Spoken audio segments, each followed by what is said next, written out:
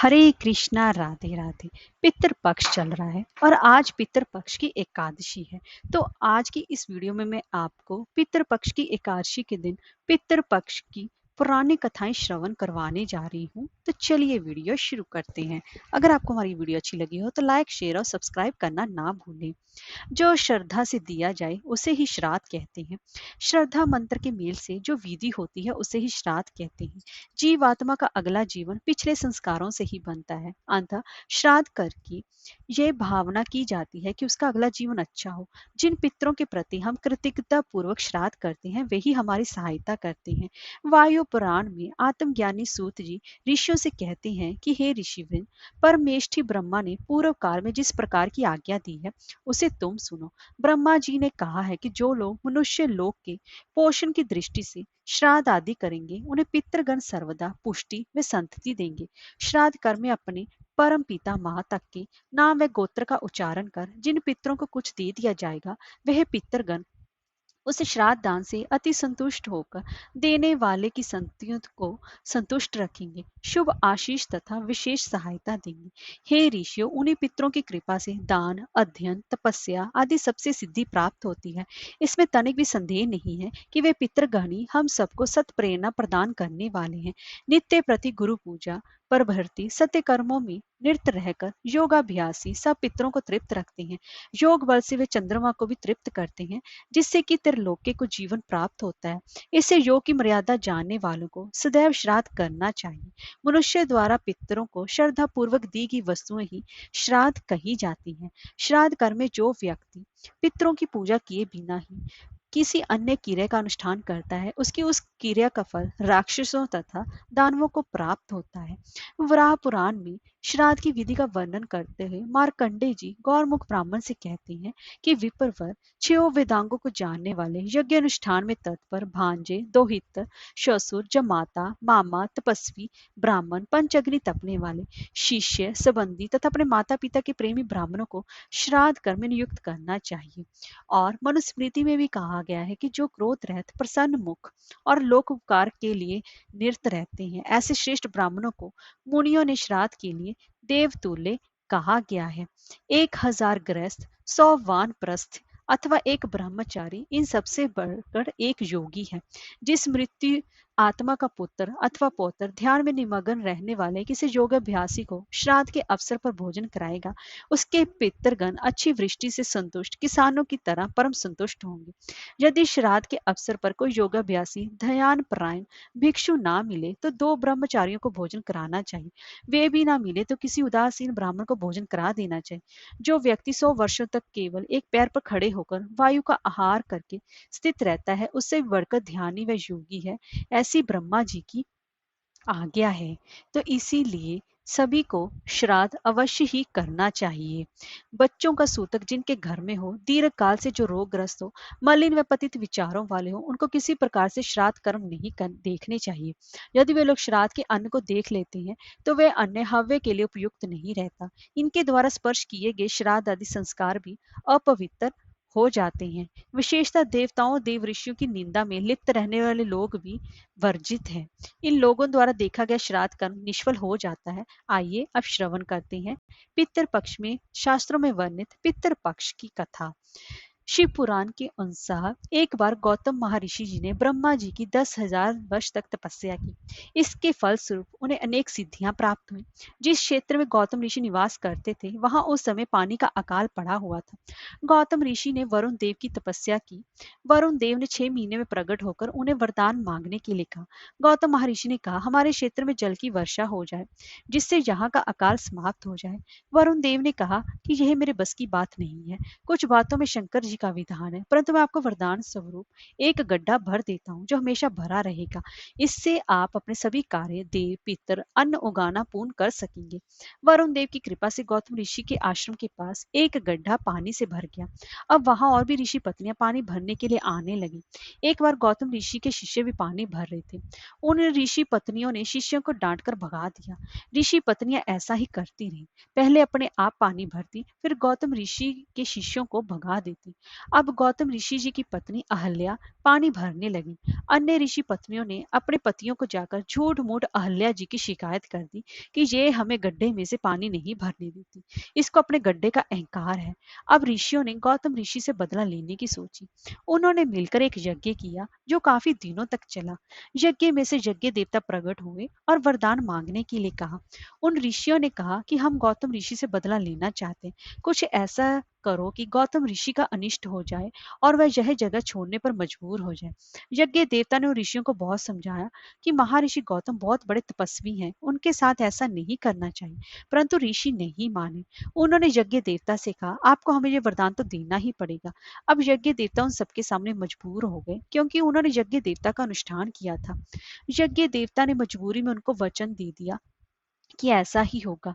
यज्ञ देवता एक निर्बल गाय का शरीर धारण करके गौतम ऋषि के खेतों में घुस गए और उनकी फसल खाने लगे। गौतम ऋषि ने पतले तिनके समान डंडे से गाय को जैसे ही खेतों से खदेड़ा, गाय मर गई। अब सारे ऋषियों ने महर्षि गौतम पर गौ हत्या का आरोप लगा दिया और कहा, तुमने गौ हत्या की है, इसलिए हम सब तुम्हारा बहिष्कार करते हैं। गौतम ऋषि और उनकी पत्नी ने ऋषियों से बहुत माफी मांगी, परंतु सभी ऋषियों ने उनका बहिष्कार कर दिया। पितृ पक्ष में जब पितरों का समय आया, गौतम ऋषि किसी ब्राह्मण को भोजन करवाना चाहते थे, क्योंकि ब्राह्मण को भोजन कराए बिना श्राद्ध पूर्ण नहीं होता।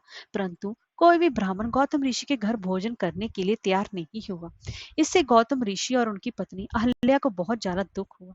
तभी यज्ञ देवता वहां प्रकट हो गए और उन्होंने गौतम ऋषि से कहा कि ऋषिवर, आप दुखी ना हो। शास्त्रों में ऐसा विधान है कि ब्राह्मण ना मिलने की स्थिति में आप गाय को भी भोजन करवा सकते हैं, क्योंकि गाय माता भी ब्राह्मण का ही स्वरूप है। गौतम ऋषि ने कहा, मुझे गौ हत्या का दोष लगा है। यज्ञ देवता ने कहा, वह गाय तो बनावटी थी, इन ऋषियों के कहने पर ही मैं वह गाय बनकर आया था। यज्ञ देवता ने गौतम ऋषि से माफी मांगी। अब गौतम ऋषि ने श्राद्ध पूर्ण किया, जिससे अन्य ऋषि जल भून गए। सभी गौतम ऋषि से कहने लगे, तुमने अपने पूर्वजों के प्रति भी अपराध किया है, अब तुम ये जगह छोड़कर चले जाओ। अगर तुम प्रायश्चित करना चाहते हो तो 1 कोस की दूरी पर ब्रह्मगिरी पर्वत है, तुम उसकी 3 बार परिक्रमा करो और गंगा जी को वहां तक लेकर आओ, तब तुम्हारे पितरों का उद्धार होगा, नहीं तो तुम कभी अपनी शक्ल मत दिखाना। उन ऋषियों ने उनका आश्रम और उनकी सारी जमीन छीन ली। अब गौतम ऋषि अपनी पत्नी अहल्या के साथ ब्रह्मगिरी पर्वत पर रहने लगे।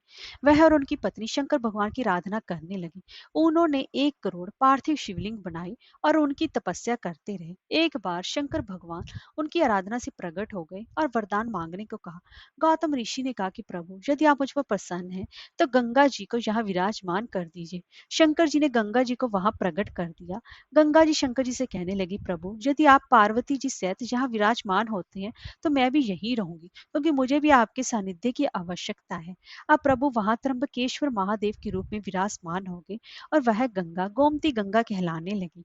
जब ऋषियों को ये बात पता चले कि गौतम ऋषि ब्रह्मगिरी पर्वत पर गंगा जी को ले आए हैं, तो सभी गंगा जी के दर्शन करने आए, परंतु गंगा जी ने उनका दर्शन नहीं दिया और वे लुप्त हो गए। तब गौतम ऋषि ने गंगा जी से प्रकट होने के लिए कहा। गंगा जी ने कहा, इन ऋषियों ने आपका अपराध किया है, इसलिए इनको शिव पूजन का कोई अधिकार नहीं है।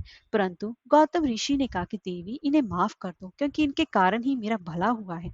मुझे आपके और शंकर भगवान के दर्शन प्राप्त हुए हैं और इनके कारण ही यहाँ त्र्यंबकेश्वर महादेव की उत्पत्ति भी हुई है। त्र्यंबकेश्वर महादेव 3 शिवलिंग के रूप में है। ऐसा कहा जाता है कि ये ब्रह्मा, विष्णु और महेश हैं। अब मैं आपको पितृपक्ष की दूसरी पौराणिक कथा श्रवण करवा रही हूँ। पुराणों के अनुसार जोगे और भोगे 2 भाई थे। जोगे धनी था और भोगे निर्धन। दोनों में ही अत्यंत प्रेम था। जोगे की पत्नी को धन का घमंड था, लेकिन भोगे की पत्नी सरल हृदय की थी। पितृपक्ष के आने पर जोगे की पत्नी ने उससे पितरों का श्राद्ध करने के लिए कहा, तो जोगे इस बेकार का काम समझकर टालने लगा। लेकिन उसकी पत्नी जानती थी कि यदि ऐसा नहीं किया तो लोग बातें बनाएंगे, साथ ही उसे अपने मायके वालों को दावत पर बुलाने और अपनी अमीरी दिखाने का यही सही अवसर लगा। अंत में उसने कहा कि आप मेरी परेशानी की वजह से ऐसा कह रहे हैं, तो मैं सहायता के लिए भोगे की पत्नी को बुला लूंगी, दोनों मिलकर सारा काम कर लेंगे, फिर उसने जोगे को अपने मायके न्योता देने के लिए भेजा। दूसरे दिन उसके बुलाने पर सुबह सवेरे ही भोगे की पत्नी आकर काम में लग गई। उसने भोजन तैयार किया, अनेक प्रकार के पकवान बनाए, फिर सभी काम खत्म कर अपने घर आ गए। उसने भी अपने घर पर पितरों का श्राद्ध तर्पण करना था। इस मौके पर जोगी की पत्नी ने उसे नहीं रोका और ना ही वह रोकी। दोपहर के समय पितर भूमि पर उतरे। जोगे भोगे के पितर पहले जोगी के यहाँ गए। उन्होंने देखा कि उसके ससुराल वाले पहले से ही भोजन पर जुटे हुए हैं। अंत में वह भोगे के घर गए, जहाँ पितरों के नाम पर अग्यारी दे दी गई थी। पितरों ने अग्यारी की राख चाटी और भूखे ही नदी के तट पर पहुंच गए। थोड़ी ही देर में सभी पितर एकत्रित हुए और अपने अपने यहाँ के श्राद्धों की तारीफ करने लगे। जोगे भोगे के पितरों ने अपनी आप बीती गई। फिर वह सोचने लगे, यदि भोगे समर्थ होता तो उन्हें भूखा नहीं रहना पड़ता, लेकिन भोगे के घर में तो 2 वक्त की रोटी भी खाने को नहीं थी। यही सब सोचकर उन्हें भोगे पर दया आ गई। अचानक वे खुशी में चिल्लाने लगे कि भोगे के घर धन हो जाए, भोगे भी धनवान हो जाए। शाम हो गई थी और भोगे के बच्चे भी भूखे थे। उन्होंने अपनी माँ से कहा, भूख लगी है। तब उन्हें टालने के लिए भोगे की पत्नी ने कहा, जाओ, आंगन में औंधी औंधी रखी है, जाओ उससे खेल लो और जो भी मिले बांट कर खा लेना।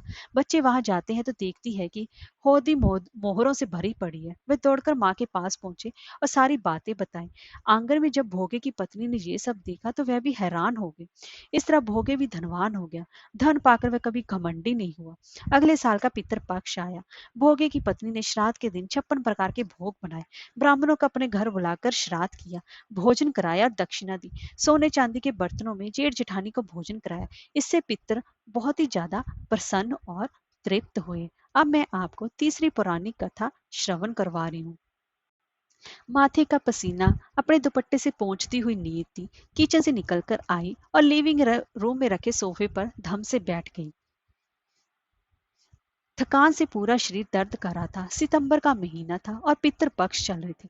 आज उसकी ससुर जी का श्राद्ध था। बस थोड़ी देर पहले ही पंडित जी और कुछ रिश्तेदार भोजन ग्रहण कर घर से गए थे। सबने उसके हाथ के बनाए भोजन की खूब तारीफ की थी। खासकर उसकी बनाई हुई खीर सबको बहुत पसंद आई थी। सभी मेहमान तृप्त होकर गए थे। इस बात की संतुष्टि साफ चल रही थी नियति के चेहरे पर। कहते हैं, यदि पितर श्राद्ध में भोजन करने वाले लोग तृप्त होकर जाएं तो समझ लीजिए आपके पितर भी तृप्त हो गए। चलो जरा खीर चखी जाए, मैं भी तो देखूं कैसी बनी है खीर, जो सब इतनी तारीफ कर रहे थे।